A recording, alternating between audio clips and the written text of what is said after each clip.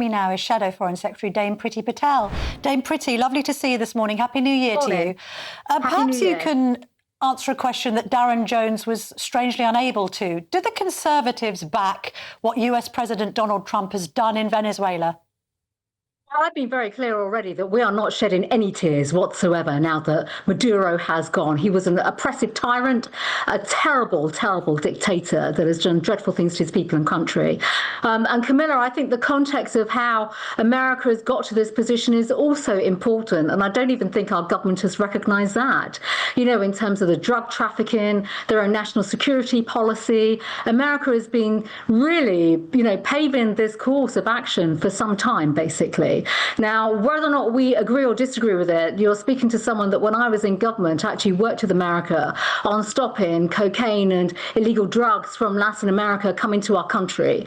So, there'll be a lot of detail here, which I still don't think we fully know and understand. Lots of people are going on about the legals, but there'll be more information, I think, that will have to come out. What I think is a little bit alarming, to be really candid, is that the British government doesn't seem to know much about what has happened, and they clearly haven't put the calls in yet. So we'll be asking these questions of the government when Parliament returns tomorrow. And, I think this is a big moment, actually, for the UK-US relationship. It's apparently a special relationship. But again, we've not exactly been informed on much of the detail thus far. OK, so I appreciate what you're saying about an absence of detail, and of course conversations need to take place. But on the basis of what we do know, and let's be honest, the Sunday papers are full of detail about Maduro's past, why this has happened, all of the economic problems that the Venezuelan people have been facing in recent years. We also know how the operation was executed. Yes, concerns have been raised about a potential breach of international law. But just to put exactly the same question to you that I put to Darren Jones that he couldn't answer, do you support what the US president has done, yes or no? Well, we support the fact that Maduro has now gone. His regime was awful, but so we support Trump that. has done it. Well, that's to be quite frank, as I've said already, I think that was on the cards from the action that America has been undertaking in recent months. So, we are pleased that he is no longer there. We are not losing any tears or sleep over this at all. What I think is important, Camilla, is what next?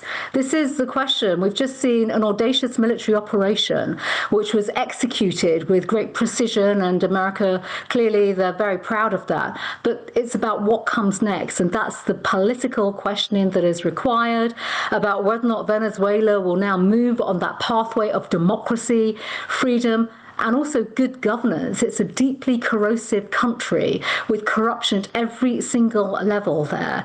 And even a VP who's just been sworn in to become president, there are sanctions against her in Europe and with the American administration. So this is not going to be a walk in the park. And I think we all have to go in with our eyes wide open about the next steps and what this means. And also there are British nationals that live in Venezuela too. So we want to ensure that obviously the people of Venezuela, they get their, not just say their freedoms, but they are put on the path to good governance and freedom in the right way.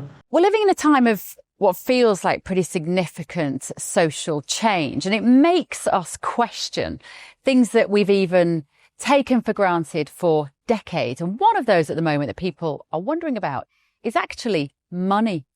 Is the money in your bank account safe? Should you be investing elsewhere? Are we looking at a potential global crash? What will it mean for your savings?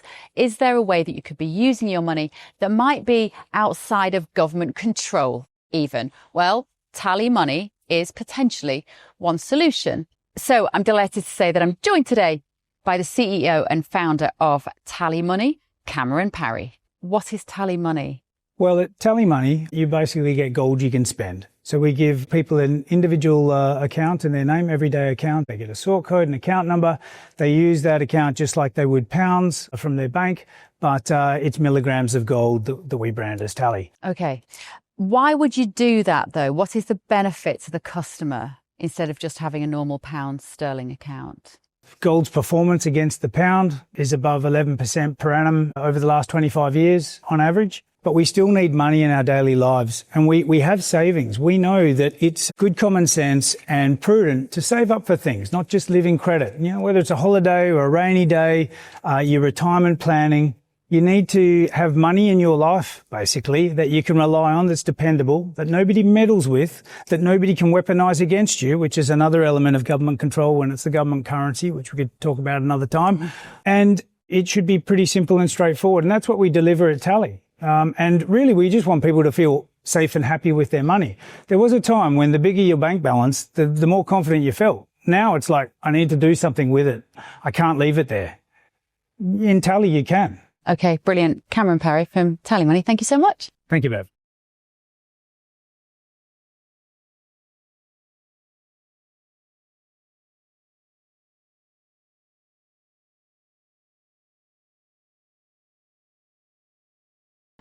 We'll move on to domestic matters in just a moment, but do you think that the Prime Minister's reaction to events in Iran has been proportionate, in the sense that I pointed out to Darren Jones that post welcoming Alaa Abdel Fattah back into the country remains on his X feed, and yet he has posted nothing at all about Iranian protesters trying to overthrow the Ayatollah?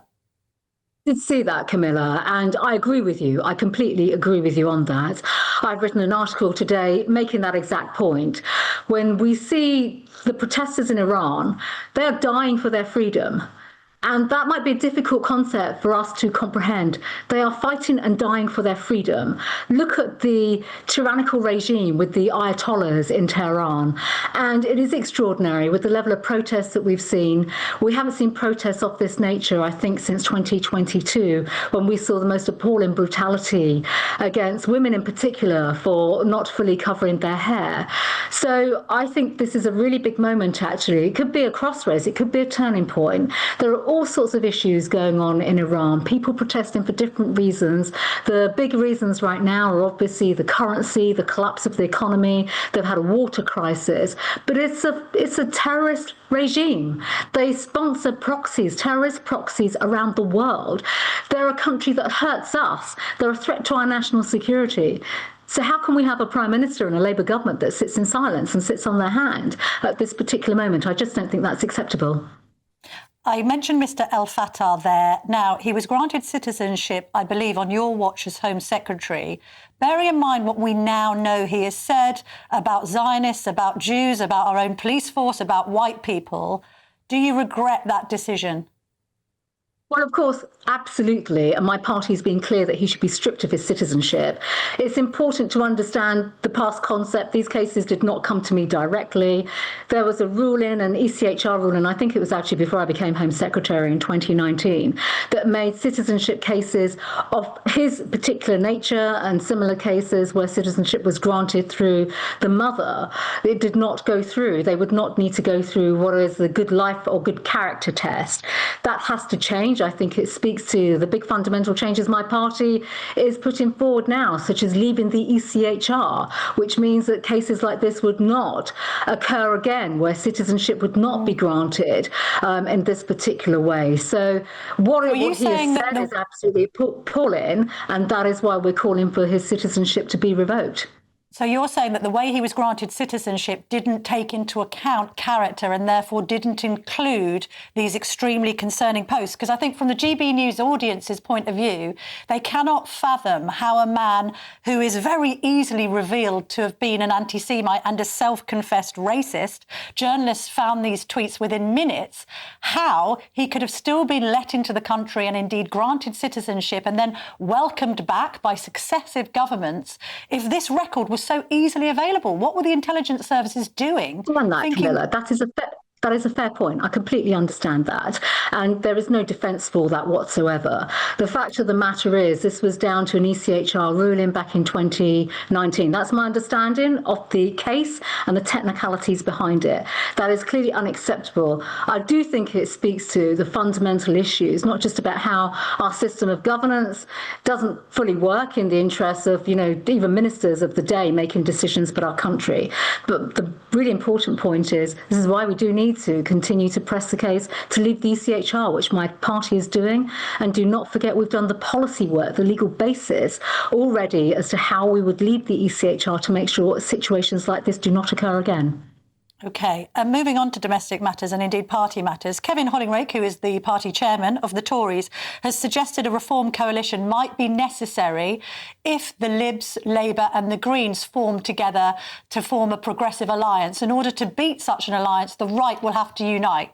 You must agree with that, not least in light of more in common MRP polling that puts Reform UK on course for a majority. The Tories are going to be squeezed out of the agenda here, aren't they, unless they form some sort of an alliance with Nigel Farage? Hello, first of all, you're very welcome to come out campaigning with us anytime, because we're always out on, hustings on the trail, because as Conservatives, we fight for every vote. You know that. We're dedicated. I've campaigned quite a bit for my party now, and I maintain that obviously we will continue to campaign for Conservative values, beliefs, our policies, Scotland and Wales, London and all the elections that we all face, rightly so, this year, and other local elections. We look forward to that. As Conservatives, we campaign on our prospectus and our manifesto, and we will continue to do that. Although Dominic Cummings, previously of your parish, used to work for Boris Johnson, was his right-hand man, has said that the Tories are, quote, completely dead and like a local vagrant. He said, it's like the local vagrant who used to smash everything up, but now he's cabbaged and sitting in a wheelchair and isn't relevant anymore. That's what he said about the Conservatives. What do you think?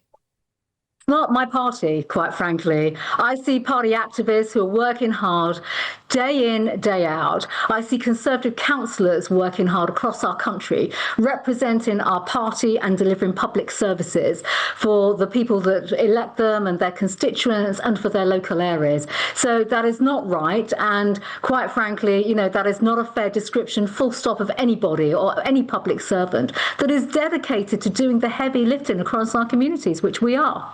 All right, final question. What is Shadow Attorney General Lord Wolfson thinking in representing Roman Abramovich, not least in light of all of the Tories' criticism of Abramovich for apparently being an enabler of Putin? You were very outspoken about this in 2022. You talked about people who enabled Putin being closed down, being shut down and subject to sanctions. And then a Conservative is representing the former Chelsea boss.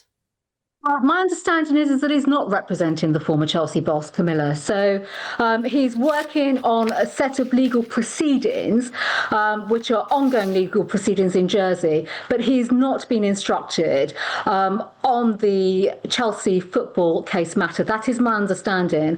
I don't know any other details on this, but that is effectively the position that I have been informed of.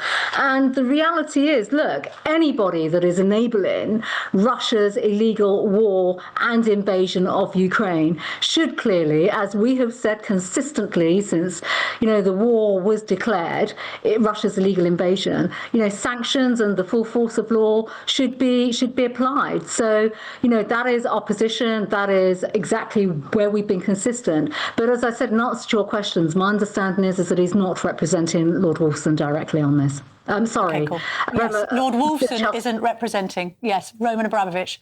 Thank you. Thank you, Dame Priti Patel. We'll leave it there, but thank you very much for your time this morning.